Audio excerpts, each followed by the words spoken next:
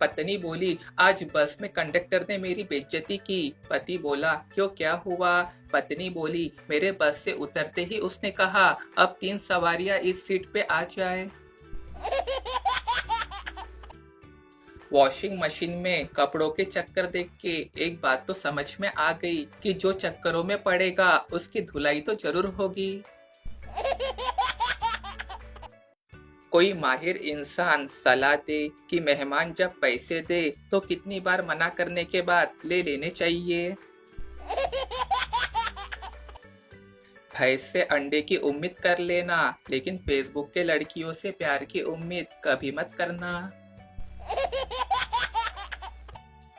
मैंने सुना था कि सच्चे दिल से आंख बंद करो तो जिससे हम प्यार करते हैं उसकी तस्वीर दिखती है। मैंने भी कोशिश की पर मुझे तो नींद आ गई। पुरुष कितना भी चालाक क्यों ना हो पर महिला के बहकावे में आ ही जाता है। आज का ज्ञान, पत्नी को खुश कैसे रखे, पर्स का मुंह खुला रखे और अपना मुंह बंद रखे।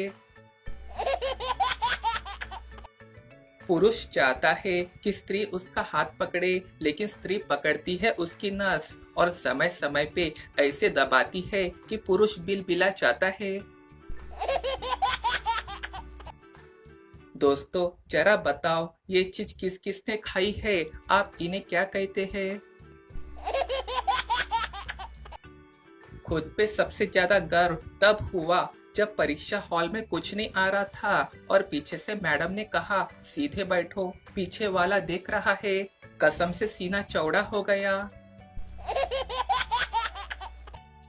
महिलाएं सारा दिन यूट्यूब पर पकवानों की रेसिपी देखती रहती है, शाम को बनाती दाल चावल ही है। एक कड़वा सच, नमक की तरह कड़वा ज्ञान देने वाला ही सच्चा मित्र होता है। मीठी बात करने वाले तो चापलूस भी होते हैं। इतिहास गवाह है कि आज तक कभी नमक में कीड़े नहीं पड़े और मिठाई में तो अक्सर कीड़े पड़ जाया करते हैं। एक दोस्त ने कॉल करके मुझे बहुत गाली दी, बस इसलिए कि 2 साल पहले उसको मैंने बोला था, लड़की अच्छी है, कर लो शादी। ये जो व्हाट्सएप ग्रुप में फ्री रिचार्ज या अमेजोन से कुछ मिलने के मैसेज आते हैं ना, ये बेवकूफ़ों की संख्या पता करने का डिजिटल तरीका है। 2 मिनट का मौन उन लड़कों के लिए जो लड़की के फ्रेंड बनने के बाद किससे चैट कर रही हो तो ऐसे पूछते हैं जैसे लड़की के ऑफिशियली पति हो। हमारे बिहार में रेट पूछने पे फल वाला रेट बताने के लिए अपने मुंह से थूके गए गुटखे के 5 रुपए भी बिल में जोड़ लेता है। कुछ लोगों की दर्द भरी शायरी पढ़कर ऐसा जी करता है कि सारा काम धाम छोड़ के पहले इनका महबूब ढूंढ दूं। बाजू वाली चाची ने फ्रिज की लाइट चालू न होने पे मुझे बुलाया। 4 घंटे कलाकारी की और लाइट चालू हो गई, पर अब फ्रिज ठंडा नहीं हो रहा। हंसना जरूरी है। ताऊ मास्टर से बोला, मेरा छोरा पढ़ाई में कैसा है? मास्टर ताऊ से, चौधरी साहब नू समझ ले, आर्यभट्ट ने जीरो की खोज इसी खातिर करी थी। एक ताऊ ने एक नंबर पे लॉटरी लगाया, नंबर आ गया, ताऊ करोड़पति हो गया। एक पत्रकार इंटरव्यू लेने आ गया, उसने ताऊ से पूछा, तुमने 61 नंबर पर ही लॉटरी क्यों लगाया था? ताऊ ने बताया, बात ऐसी है पत्रकार जी, मैं सुबह उठा, मुझे आसमान में 8 पंछी दिखाई दिए और तारीख थी 9, बस मैंने 8 निम्मा कर दिया। 8 निम्मा 61, लगा दिया लॉटरी। पत्रकार बोला, पर ताऊ 8 निम्मे 72 है। ताऊ बोला, बस तेरे जैसे पढ़े लिखे के चक्कर में रहता तो लगती क्या लॉटरी। एक कड़वा सच, खाली पेट निकल जाते हैं बहुत से लोग काम पर, क्योंकि जिम्मेदारियां इंसान की भूख मार देती है।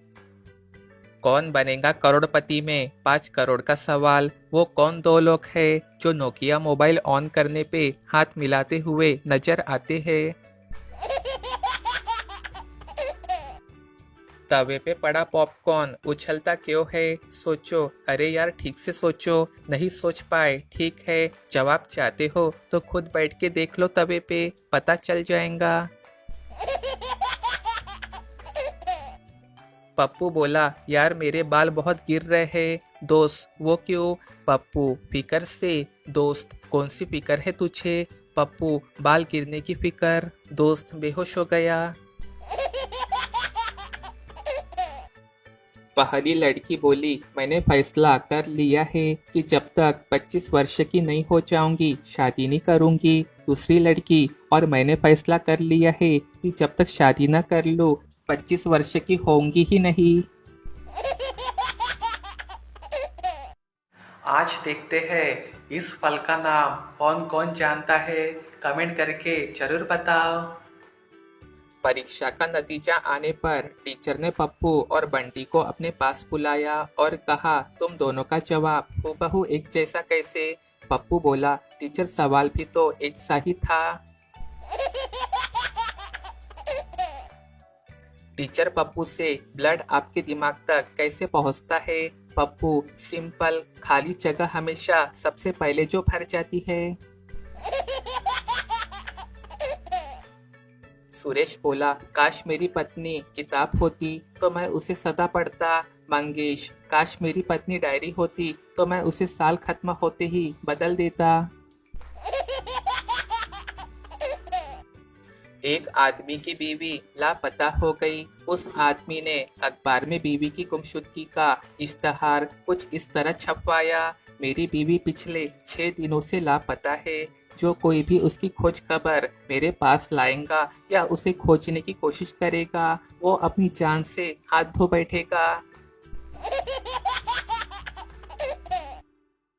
सरकारी आंकड़े कहते हैं कि हमारी आने वाली पीढ़ियां टाइगर नहीं देख पाएंगे, तो हम क्या करें? हमने भी तो डायनासोर नहीं देखा। कभी शिकायत की क्या हमने? नहीं ना। तो मुद्दे की बात यह है कि हमारे देश में 1000 लड़कों पर सिर्फ 840 लड़कियां बची है, इसलिए सेव गर्ल्स, टाइगर बाद में बचा लेंगे। बाइक पे पीछे पत्नी बैठानी है, टाइगर नहीं। और 100 बात की एक बात, पत्नी कौन सी टाइगर से कम है?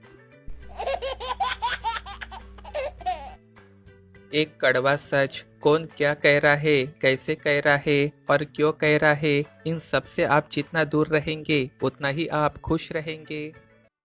यदि आप सोचते हैं कि काश आपकी शादी आपके साली से हुई होती तो अच्छा होता, तो यकीन मानिए आपके साड़ू भी बिल्कुल ऐसा ही सोचते हैं।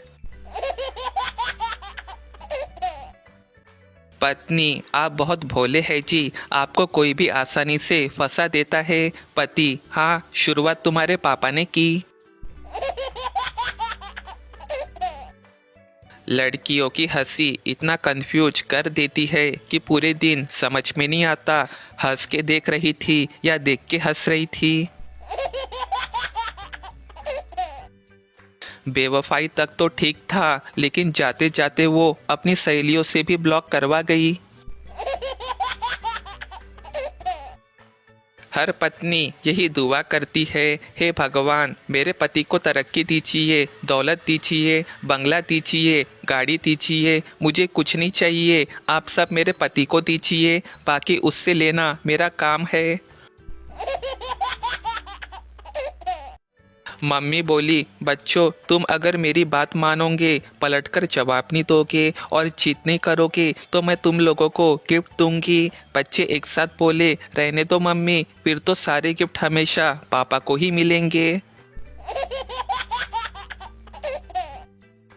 पप्पू बोला, भैया मंगल जाऊंगे, ऑटो वाला 900 करोड़ लगेगा। पप्पू, क्यों? इसरो ने तो 450 करोड़ में भेजा है। ऑटो वाला, अरे सर उधर से वापसी नहीं मिलती ना।